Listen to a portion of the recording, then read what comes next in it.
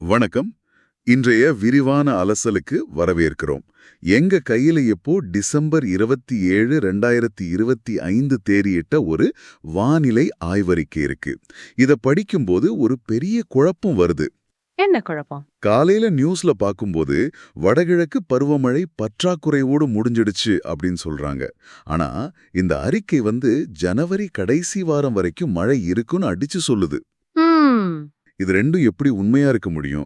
இந்த முரண்பாட்டை புரிஞ்சுக்கிறது தான் இன்னைக்கு நம்மளோட நோக்கம். நீங்க கேட்டதுதான் இப்போ பல விவசாயிகள் மனசுல இருக்கிற கேள்வி. புள்ளி விவரத்துக்கும் நிஜமான வானிலைக்கும் நடுவுல இருக்கிற அந்த வித்தியாசத்தை தெளிவுபடுத்துறது தான் இந்த ஆய்வோட மையமே. சரி. ஊடகங்கள் சொல்ற கணக்கு ஒரு பக்கம் இருந்தாலும் வளிமண்டலம் அதுக்குன்னு ஒரு கேலண்டர் வச்சிருக்கு. அந்த கேலண்டர் படி மழைக்காலம் இன்னும் முடியல. அப்போ வரப்போற நாட்கள்ல என்ன நடக்கும்? ஏன் இந்த குழப்பம் வருது? இத பத்தி கொஞ்சம் ஆழமா பார்க்கலாம். கண்டிப்பா. சரி. அப்போ முதல்ல உடனடியே என்ன நடக்க போகுது? சுமத்ரா தீவு பக்கத்துல ஒரு சிஸ்டம் உருவாகி இருக்குன்னு இந்த ஆய்வு சொல்லுது. அது நம்மள எப்படி பாதிக்கும்? ஆமா. இப்போ சுமத்ராவுக்கு கிழக்கே ஒரு வளிமண்டல மேலடுக்கு சுழற்சி உருவாகியிருக்கு. அது மெதுவா மேற்கு திசையில நகர்ந்து வருது. நம்மள நோக்கி. ஆமா. இதனால இலங்கைக்கே டிசம்பர் 29ஆம் தேதியே நல்ல மழை ஆரம்பிச்சிடும். ஓ, அவங்களுக்கு முன்னாடியே ஆரம்பிச்சிடுதா? ஆமா. நமக்கு, அதாவது தமிழ்நாட்டுக்கு டிசம்பர் 30, 31, அப்புறம் ஜனவரி 1, 2 இந்த தேதிகள்ல பரவலான மழைக்கு வாய்ப்பிருக்கு. ஒரு நிமிஷம். இதுல ஒரு சுவாரஸ்யமான விஷயம் இருக்கு. இந்த அமைப்பு ஒரே தடவையில நம்மள கடந்து போகாதுன்னு சொல்லப்பட்டிருக்கு.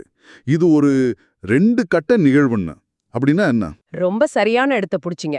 இதுதான் இந்த நிகழ்வோட சிறப்பம்சமே. இந்த அமைப்பு நம்ம பக்கத்துல வரும். ஒரு குறிப்பிட்ட அளவு மழைய கொடுத்துட்டு முழுசா கரைய கடக்காம கொஞ்சம் பின்வாங்கும். பின்வாங்குமா? ஆமா. பிறகு கடல்லையே மறுபடியும் வலுப்பெற்று ஜான்வரி 5ஆம் தேதிக்கு மேல இன்னும் பெரிய மழைய கொடுக்க திரும்பவும் நம்மள நோக்கி வரும். ஓ, அதனாலதான் இது ஒரு டூ ஃபேஸ்ட் ஈவென்ட்னு சொல்றீங்க. ஒரு புயல் மாதிரி ஒரே அடியா கரைய கடந்து போகாது. சத்தியமா போகாது. அப்போ அதனாலதான் டிசம்பர் 30ஆம் தேதி காலையில வானம் தெளிவா இருக்கே, மழை வராதான்னு யாரும் கவலைப்பட வேண்டான்னு இந்த ரிப்போர்ட் எச்சரிக்கிறதா? கரெக்ட். மழை ஆரம்பிக்கிறதுக்கு கொஞ்சம் தாமதமாகலாம். 30ஆம் தேதி இரவு அல்லது 31ஆம் தேதி காலையில கூட மழை தொடங்கலாம். இந்த அமைப்பு மெதுவா நகர்ந்து வர்றதால பொறுமை ரொம்ப அவசியம். அதுக்கு ஒரு அறிகுறியும் இருக்கும். என்ன அறிகுறி? டிசம்பர் 29ஆம் தேதியிலிருந்தே தென் மாவட்டங்கள்லயும் மேற்கு தொடர்ச்சி மலை மாவட்டங்கள்லயும் வழக்கமான குளிருக்கு பதிலா காத்துல ஈரப்பதம் அதிகமாகி ஒருவித கடும் புழுக்கம் இருக்கும்னு இந்த ஆய்வு குறிப்பிடுது. ஓ, வியர்க்கும். ஆமா. அதுதான் வரப்போற மழைக்கான ஒரு சிக்னல். களுக்கு அதிகமா கிடைக்கும். இப்போ மழையே இல்லாம இருக்கிற வட மாவட்டங்களுக்கும் இதுல பங்கு உண்டா? இந்த முதல் கட்ட மழையோட கவனம் முக்கியமா தென் மற்றும் டெல்டா மாவட்டங்கள் மேலதான் இருக்கும். ஓகே. அதாவது கன்னியாகுமரி, திருநெல்வேலி, தென்காசி, தூத்துக்குடியில ஆரம்பிச்சு ராமநாதபுரம், சிவகங்கை, மதுரை, தேனி, திண்டுக்கல் வரைக்கும் நல்ல வாய்ப்பு இருக்கு. சரி. அதே போல மயிலாடுதுறை, திருவாரூர், நாகப்பட்டினம், தஞ்சாவூர் மாதிரியான டெல்டா மாவட்டங்களுக்கும், கோயம்புத்தூர், திருப்பூர், ஈரோடு, நீலகிரி மாதிரியான மேற்கு மாவட்டங்களுக்கும் மழை உறுதி. ஆனா வட மாவட்டங்களுக்கு இந்த சுற்றின் போது பெரிய அளவுல மழை இருக்காது. இதுல ஒதுக்கி ஒதுக்கி பெய்யும்னு ஒரு வார்த்தை பயன்படுத்தப்பட்டிருக்கு. அதை கொஞ்சம் விளக்க முடியுமா? நிச்சயமா. ஒதுக்கி ஒதுக்கி பெய்யும்னா ஒரு மாவட்டத்துல எல்லா இடத்துலயும் ஒரே நேரத்துல மழை பெய்யாது. உதாரணத்துக்கு மதுரையில ஒரு 2 மணி நேரம் நல்ல மழை பெய்யும். அப்புறம் அங்க நின்னுட்டு உசிலம்பட்டியில பெய்ய ஆரம்பிக்கும். அப்புறம் அங்கிருந்து வேற ஒரு இடத்துக்கு போகும். ஆமா. அதுக்கப்புறம் திருமங்கலத்துக்கு நகரலாம். இப்படி இடம் விட்ட இடம் மாறி பெய்யும். இதனால எங்க ஊர்ல மழையே இல்லையேன்னு நினைக்க வேண்டாம். அந்த மாவட்டத்துக்குள்ள எங்கேயாவது ஒரு இடத்துல மழை பெய்துகிட்டு தான் இருக்கும். சரி, இப்போ அந்த முக்கியமான கேள்விக்கு வருவோம். இந்த மழையெல்லாம் பெய்யும் சொல்றீங்க. ஆனா அரசாங்க கணக்குப்படி டிசம்பர் 31ஓட வடகிழக்கு பருவமழை முடியுது. ஆமா. அதனால இந்த வருஷம் மழை பற்றாக்குறைன்னு அறிவிக்க போறாங்க. இந்த ரெண்டுக்கும் உள்ள முரண்பாடுதான் என்ன மாதிரி பலரையும் குழப்புது. இதை எப்படி புரிஞ்சுக்கிறது? இது ரொம்ப முக்கியமான கேள்வி. இந்த ஆய்வும் இதைத்தான் தெளிவுபடுத்த முயற்சிக்குது. அரசாங்கத்தின் இந்திய வானிலை ஆய்வு மையம், அதாவது IMD, ஒரு கால அட்டவணை வச்சிருக்காங்க. சரி. அதன்படி வடகிழக்கு பருவமழை காலம் அக்டோபர் 1 முதல் டிசம்பர் 31 வரை. அவங்க அந்த தேதிக்குள்ள எவ்ளோ மழை பெய்ததோ அதை வச்சு கணக்கு முடிச்சிடுவாங்க. அப்புறம் சராசரி இல்ல பற்றாக்குறைன்னு அறிவிப்பாங்க. ஆமா. இது ஒரு நிர்வாக ரீதியான கணக்கு முடிப்பு, அவ்வளவுதான். ஆனா வானிலை நிகழ்வுகள் இந்த தேதிய பார்த்து நிக்காதே. சத்தியமா நிக்காது. வளிமண்டல நிகழ்வுகளுக்கு டிசம்பர் 31 ஒரு டெட்லைன் கிடையாது. இந்த வருஷத்தோட அமைப்புப்படி பருவமழை ஜனவரி 25 வரைக்கும் கூட நீடிக்கலாம். ஓ, ஆனா ஜான்வரியில பெய்யற மழைய அவங்க கணக்குல குளிர்கால மழை, அதாவது வின்டர் ரெயின்ஸ் அப்படிங்கிற வேறொரு தலைப்புல தான் சேர்ப்பாங்க. ஓ, இப்ப புரியுது. அதனால புள்ளி விவரத்துல வடகிழக்கு பருவமழை பற்றாக்குறைன்னு வந்தாலும் நிஜத்துல நமக்கு தேவையான மழை ஜனவரியில கிடைச்சிடும். அதாவது பேரு தான் வேற, ஆனா நிகழ்வு ஒண்ணுதான். இதுக்காக இந்த ஆய்வுல ஒரு அழகான வரி பயன்படுத்தப்பட்டிருக்கு. குளிர்காலம் மழைக்காலத்தில் வந்தது, மழைக்காலம் குளிர்காலத்தில் வரப்போகிறது. மிக சரியா சொன்னீங்க. அதுதான் இந்த மொத்த குழப்பத்தையும் ஒரே வரியில விளக்கிடுது. ஆமா, வழக்கமா மழை பெய்ய வேண்டிய நவம்பர் டிசம்பர்ல நமக்கு குளிர் அதிகமா இருந்தது. இப்போ வழக்கமா குளிர் இருக்க வேண்டிய ஜனவரியில நமக்கு மழை வரப்போகுது. ஒரு சின்ன தலைகீழ் மாற்றம். ஆமா, இத மக்கள் புரிஞ்சுக்கணும். புள்ளி விவரங்களை பார்த்து மனசோர்வடைய வேண்டான்னு இந்த அறிக்கை திரும்ப திரும்ப வலியுறுத்துது. இந்த வானிலை மாற்றம் விவசாயிகளை எப்படி பாதிக்குதுன்னு இந்த அறிக்கை பேசுதே, அவங்களோட மனநிலையை ரொம்ப ஆழமா தொடுது. ஆமாம், இது வெறும் எண்களையும் வரைபடங்களையும் கொண்ட அறிக்கை இல்ல, இது மக்களோட வாழ்வாதாரத்தோட பேசுது. உதாரணத்துக்கு மக்காச்சோளம் அறுவடை செஞ்ச விவசாயிக்கு இப்போதைக்கு மழை வேணாம். அப்போதான் களத்துல இருக்கிற பயிரை காப்பாத்த முடியும். ஆனா நிலக்கடலை விதைக்க காத்திருக்கிற விவசாயிக்கு இந்த மழை ஒரு வரம். 2 பேரோட தேவையும் வெவ்வேறு. ஆமா, இந்த அறிக்கை எழுதப்படுறதுக்கு முன்னாடி ஒரு 10 நாள் மழை இல்லாம இடைவெளி கிடைக்கும். அப்போ நிலக்கடலை விதைக்கலாம்னு சொல்லப்பட்டிருக்கு. அத பயன்படுத்தினவங்க புத்திசாலிகள். ஆனா சிலர் இனிமே மழையே வராதுன்னு நினைச்சு அந்த வாய்ப்பை தவற விட்டுருக்கலாம். அப்போ இது ஒரு நம்பிக்கையூட்டும் அறிக்கையாகவும் இருக்கு. நிச்சயமா. இதுல ஒரு இடத்துல பனிக்கடலை சாகுபடி செய்தவர்கள் இப்போது கவலைப்பட வேண்டாம், உங்கள் பயிருக்கு தேவையான தண்ணீர் கண்டிப்பாக கிடைக்கும்னு ஒரு உத்தரவாதம் கொடுக்கறாங்க. இது விவசாயிகளுக்கு எவ்வளவு பெரிய மனதைரியத்தை கொடுக்கும்.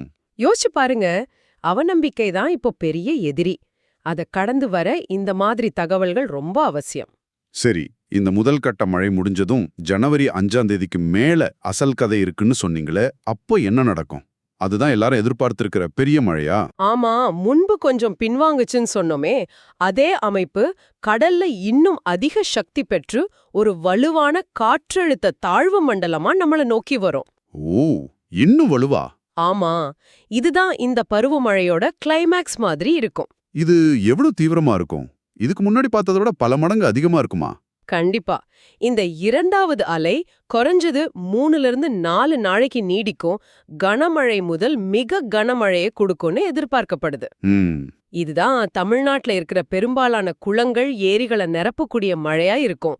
அதாவது ஒரு ரீசார்ஜ் ரெயினா இருக்கும்னு இந்த ஆய்வு ரொம்ப உறுதியா சொல்லுது. இது ரொம்ப நல்ல செய்தி.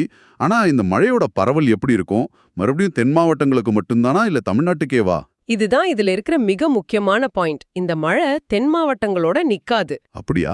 இது தமிழ்நாட்டின் அத்தனை மாவட்டங்களையும் உள்ளடக்கிய ஒரு நிகழ்வா இருக்கும். திருவள்ளூர், சென்னை, காஞ்சிபுரம், வேலூர், ராணிப்பேட்டை, கிருஷ்ணகிரி வரைக்கும். எல்லா மாவட்டங்களுக்கும்? ஆமா. ஏன் தெற்கு ஆந்திரா, தெற்கு கர்நாடகா எல்லை வரைக்கும் இதோட தாக்கம் இருக்கும்னு இந்த அறிக்கை அடிச்சு சொல்லுது. இது வரைக்கும் மழையே சரியா பார்க்காத வட மாவட்டங்களுக்கு இது ஒரு ஜாக்பாட் மாதிரி இருக்கும். அப்ப டிசம்பர் 31 கணக்குப்படி பதிவான பற்றாக்குறைய இந்த ஜனவரி மழை சரி செஞ்சுடுமா? நிச்சயமா சரி செஞ்சிடும். இந்த ஜனவரி மழையும் சேர்த்து கணக்கிட்டா இந்த மொத்த பருவமும் சராசரியை விட கூடுதல், அதாவது அபவ் நார்மல் அப்படிங்கிற நிலைக்கு வந்துரும்னு இந்த ஆய்வு ரொம்ப நம்பிக்கையா சொல்லுது. ஆஹா. டிசம்பர் 31ல அரசாங்கம் பற்றாக்குறைன்னு அறிக்கை விட்டாலும் ஜனவரி 31ல ஒரு விவசாயி தன்னோட கிணத்தை பார்க்கும்போது அவருக்கு இது ஒரு நிறைவான மழைக்காலமாகத்தான் தெரியும். அதுதானே நமக்கு முக்கியம். கேட்கவே ரொம்ப நம்பிக்கையா இருக்கு. ஆனா ஒரு சின்ன சந்தேகம். வானிலை முன்னறிவிப்புகள் சில சமயம் மாற வாய்ப்பு இருக்குல்ல. இந்த இரண்டாவது அலை இவ்வளோ உறுதியா வரும்னு சொல்றதுக்கு என்ன காரணம்? நல்ல கேள்வி. எந்த ஒரு நீண்ட கால முன்னறிவிப்புலையும் ஒரு சின்ன அனிශ්சித்தத்துவம் இருக்கதான் செய்யும். ஆனா இந்த விஷயத்துல பெரும்பாலான சர்வதேச வானிலை மாதிரிகள், அதாவது வெதர் மாடல்ஸ், இந்த அமைப்பின் உருவாக்கம் மற்றும் அதன் பாதை குறித்து ஒருமித்த கருத்தை காட்டுது. ஓ, எல்லா மாடலும் ஒன்னா சொல்லுதா? ஆமா, அதனாலதான் இந்த அறிக்கை இவ்ளோ உறுதியா பேசுது. ஒருவேளை எதிர்பாராத விதமா ஏதாவது தடம் மாறினா அதுக்கான எச்சரிக்கைகளும் சரியான நேரத்துல வரும். ஆனா இப்போ இருக்கிற தரவுகளின்படி இந்த கனமழை நிகழ்வதற்கான வாய்ப்பு 90% அதிகமா இருக்கு. ஆக இந்த விரிவான அலசல்ல இருந்து உங்களுக்கு 2 விஷயங்கள் தெளிவா புரிஞ்சிருக்கும். ஒன்னு, நியூ இயர் சமயத்துல, அதாவது டிசம்பர் 30லேருந்து ஜனவரி 2 வரைக்கும் தமிழ்நாட்டுல விட்டு விட்டு ஆனா பரவலா மழை பெய்யும். மழை வர தாமதமானா கவலைப்பட வேண்டாம். ஆமா. 2வது இன்னும் முக்கியமான விஷயம், ஜனவரி 5ஆம் தேதிக்கு மேல இதை விட ஒரு வலுவான பெரிய மழை வரப்போகுது. அது தமிழ்நாட்டோட தண்ணீர் தேவைய பெருமளவு பூர்த்தி செய்யும். அதனால மழைக்காலம் முடிஞ்சிடுச்சின்னு வர செய்திகளை பார்த்து யாரும் மனசோர்வடைய வேண்டாம். சுருக்கமா சொன்னா, நம்பிக்கையோட கொஞ்சம் பொறுமையோட காத்துருங்க. வானம் கைவிடாதுன்னு இந்த அறிக்கை சொல்லுது. ஆமாம். இந்த ஆய்வின் இறுதியில ஒரு ஆழமான சிந்தனையை உங்ககிட்ட விட்டுட்டு போறோம். ஒரு வானிலை முன்னறிவிப்புங்கிறது வெறும் அறிவியல் தரவுகளோட தொகுப்பு மட்டும் கிடையாது. அதுக்கும் மேல அது ஒரு விவசாயியோட அறுவடைய, ஒரு பொதுமனிதனோட அன்றாட வாழ்க்கைய, எல்லாவற்றுக்கும் மேல ஒரு சமூகத்தோட நம்பிக்கையை தீர்மானிக்கிற சக்தி வாய்ந்த கருவி. புள்ளிவிவரங்கள் சொல்ற கதைக்கும் நாம நிஜத்துல அனுபவிக்கிற வானிலைக்கும் வித்தியாசம் இருக்கலாம்.